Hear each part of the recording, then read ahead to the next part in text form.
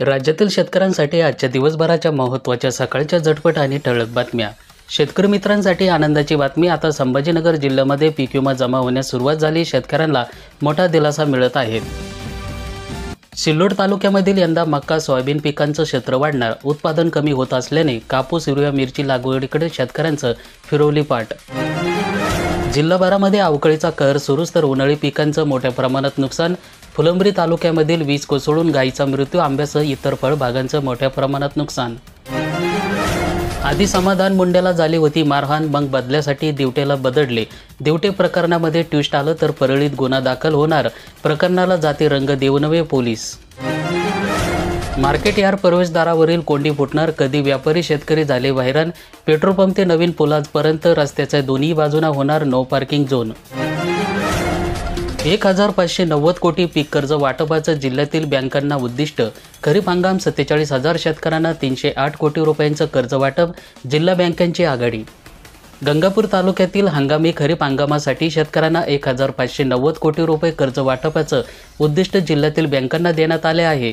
त्यापैकी बँकांना आजवर 66,908 हेक्टर क्षेत्रासाठी 47,035 शेतकऱ्यांना 308 कोटी रुपयांचं पीक कर्जाचं वाटप केलं आहे। म्हणजेच उद्दिष्टाच्या 19.39% पीक कर्ज वाटप झाले। खत बियाण्याची सट्टेबाजी होते, व्हॉट्सअपवर करा तक्रार। कृषी विभाग सतर्क झाले, सट्टेबाजाराविरुद्ध भरारी पथक करणार कारवाई। कर्जमाफीची होती शेतकऱ्यांना आज, पुन्हा सावकारीचा फास।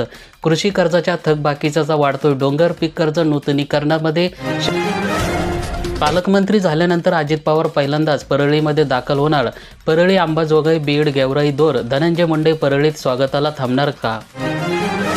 जिल्ह्याला अवकाळी पावसाने जोडपले, ठिकठिकाणी वादळी वाऱ्यासह पाऊस, फळबागांचं मोठ्या प्रमाणात नुकसान। रविवारी दुपारी भोकरदन, बदनापूर, जालना, जाफराबाद तालुक्यातील जोरदार पावसाची हजेरी। शेतकऱ्यांची भाववाढीची प्रतीक्षा संपेना, तूर उत्पादकांच्या पदरी निराशा कायम।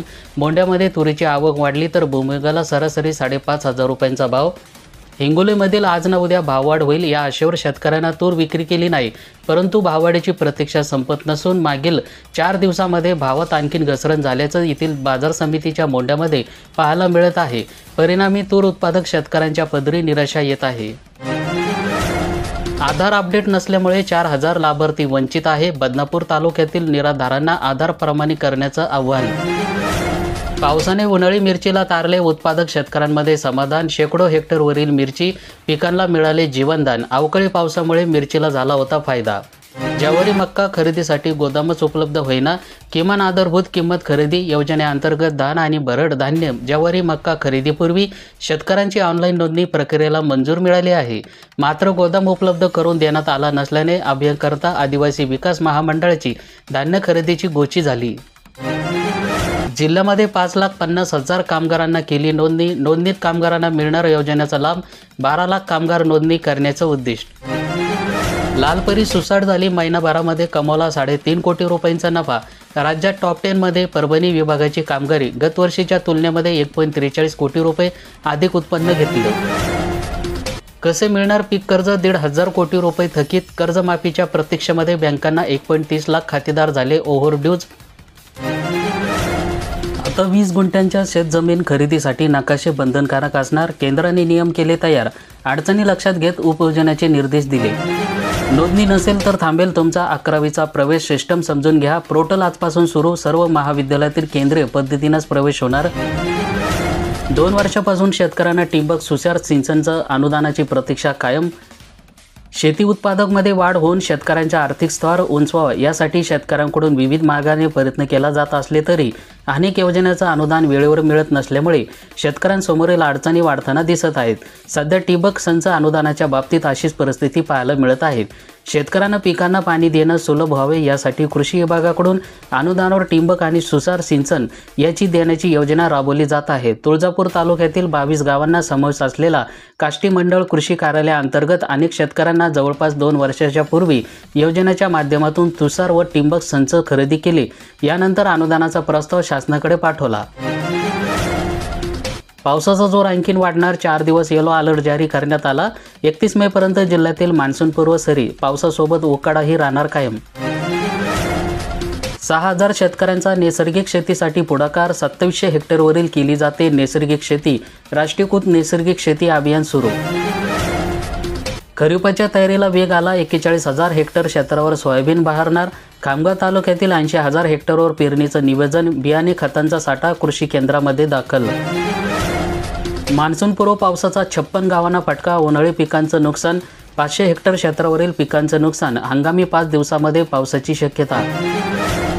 जिल्ह्यामध्ये 14 दिवसात वादळी वाऱ्यासह पावसाने केले 92 घरांचं नुकसान. पंचनाम्याचे अहवाल आज प्रशासनानं सादर होणार. शहरी भागामध्ये बसला सर्वाधिक फटका.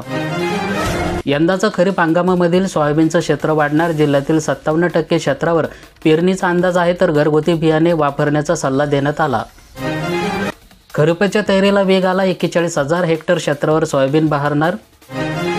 बियाणे खते शासन मान्य दुकानातूनच खरेदी करा. खरीप हंगाम विक्रेत्याकडून पक्के बिल घ्या. कृषीचं शेतकऱ्यांना आव्हान. पीएम किसानचा हप्ता 20वा हप्ता जूनमध्ये येणार. शेतकऱ्यांसाठी आता आनंदाची बातमी.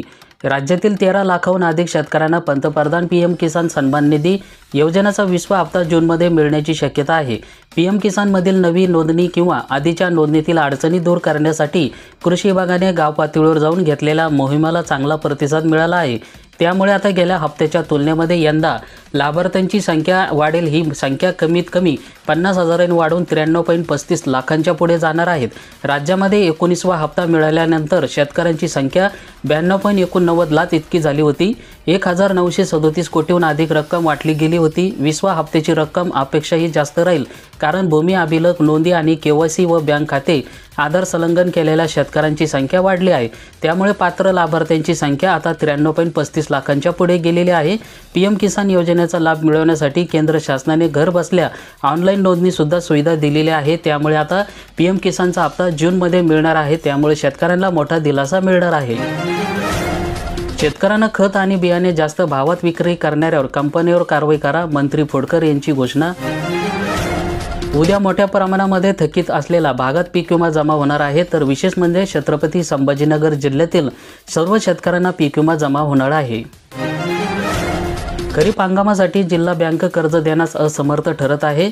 बीड जिल्ह्यातील मध्यवर्ती सहकारी बँकाकडून खरीप हंगामासाठी शेतकऱ्यांना कर्ज देण्यास असमर्थ असून बँकांची आर्थिक परिस्थिती ही शेतकऱ्यांना कर्ज देईपर्यंत सध्या नाही. या उलट बँकेने शासनाकडे 300 कोटी रुपये मागितले आहे. अमेरिकेत कापूस लागवड झाली 14% घटणार. जागतिक कापूस उत्पादन कमी राहणार. USDचा अंदाज. कराची बंद. दुबई मार्गे 35 देशामध्ये कांदा निर्यात होणार. 8 दिवसामध्ये 300 कंटेनरमधून 9,000 मेट्रिक टन कांदा पाठवला परदेशामध्ये. पीक कर्ज वाटपमध्ये सगळ 4थ्या वर्षी जिल्ह्याने गाठला उंचांकी. 7,290 कोटी रुपयांचं पीक कर्ज उद्दिष्टपेक्षा 124% अधिक झाले वाटप. 1 रुपया पीक विमा योजना बंद. शेतकऱ्यांना बसणार आर्थिक भुंदरड. खरीपातील 2 रब्बीत 1.5 आणि नगदी पिकांसाठी 5% वाढ. शेतकऱ्यांमध्ये पसरली नाराजी. अवकाळी पावसाचा धुमाकूळ सुरूच आहे, तर शेडनेट उडाले, झाडे मोडले. यंदा वेळेवर आणि भरपूर पाऊस पडला. कर्जमाफीच्या प्रतीक्षेत असलेल्या शेतकऱ्यांच्या बँकाकडे कानाडोळा. लगनघाई आणि पेरणी हंगामाची जोरदार तयारी सुरू असल्याने बळीराजा कामामध्ये व्यस्त. जालना जिल्ह्यातील पाणी टंचाई, फळबागावर होणाऱ्या रोगांचा प्रादुर्भाव. तालुक्यातील शेतकरी अडचणीत सापडला आहेत. अशा अडचणीत सापडलेल्या हजारो शेतकऱ्यांना अनेक दिवसापासून कर्जमाफीच्या प्रतीक्षा लागलेली असली तरी पाणी टंचाई, फळबागावर होणाऱ्या रोगांचा प्रादुर्भावामुळे तालुक्यातील शेतकरी अडचणी सापडलेल्या आहेत.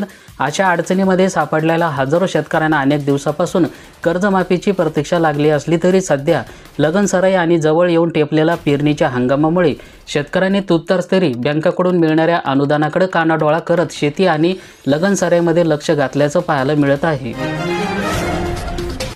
जिल्ह्यात 5,500 शेतकरी महासन्मान योजनेला मुकणार. 1,85,000 शेतकरी लाभार्थी. धुळे तालुक्यातील सर्वाधिक शेतकऱ्यांचा समावेश.